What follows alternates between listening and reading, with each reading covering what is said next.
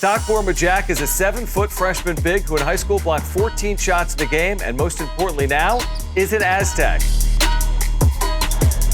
Thokbor, we signed as a high school senior, excited to add such a good young player to the program.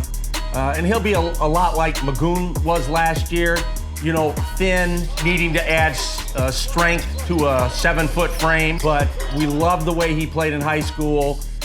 He's extremely smart on the floor. He knows his role. He is a shot blocker. He screens and rolls to the rim and finishes above the rim. If you know Aztec basketball, you know we always value defense, and I think the shot blocking ability is the thing that most attracted us to Thokbor. Thok, great to see you. Thanks for joining us today. Yeah, thank you for having me. What's your full name? My full name is Thokbor David Thokbor Majak. How do you describe your game? I'm a stretch big, you know. I like running the floor. I take passion in defense, so I would say I'm defensive mindset player, you know. I take passion in defense. I like defense. I run the floor. I block shots. How much of San Diego State's pipeline with players and coaches from Africa had to do with your decision to ultimately end up here? AG had to do with that because, you know, as a South Sudanese native, I felt comfortable with that, you know, having somebody who's from my background, you know, who understands where I come from and like the struggles. Yeah, that had to do with it. So the recruitment process, you end up in the U.S., in the Phoenix area. There's a Section 7 recruiting event. What do you remember about your recruitment with San Diego State? So it was kind of a surprise because we were playing against a school called Veritas Prep. Mm-hmm. And after that, I found out that San Diego State was recruiting Magoon at that moment, and that's the first time Coach JD saw me. I was playing against Magoon, and that's how I got to be recruited by San Diego State. Yeah. What's your weight, or what was your weight when you got here, and what weight are you hoping to get to in the months and maybe year ahead? When I got here, I was actually 204. Yeah, I remember the first time I got here on my visit, I was around 192 pounds. Oh, wow. So I came here 204. Right now I'm around 208, and the primary goal is 230 by next year, so yeah. Was one of the reasons that San Diego State was appealing is how they develop players. There's been a lot of bigs that have been developed over the years and have really completely transformed their games. How much was development a part of your decision? Yeah, development was a major part of it too. You know, seeing bigs like Ned Mensah, like it's all African. Mm-hmm. You know, seeing him, you know, succeed, like go to the league and like what he did in San Diego State. And yeah, guys like AG, they had to do that, and I felt like San Diego State was the best place I could come to develop as a player. Because coming in here, I knew that I was coming to develop, and that was like my mindset, you know, to develop as a player. And I felt like this is the right place, you know, that would do that, considering the history of the bigs that were here. What do you think of this team, this group? Not just fellow forwards and centers, but this overall team as you get set for your first year in college basketball? Oh, it's a good group of guys. As a freshman, initially you're gonna be worried that, oh, like what are the guys gonna be like? Mm-hmm. You know, are they gonna like me? And unfortunately, I don't have to worry about that because these are the kind of guys, you know, whom I hang around with, and you know, they give me good advice, and they stick together. And like what goes on in the basketball court stays out of the basketball court, and after that, like we chill and we talk. So it's really nice, you know, to have guys like them. And having seniors who are good and supportive overall. So, yeah, I really like about him.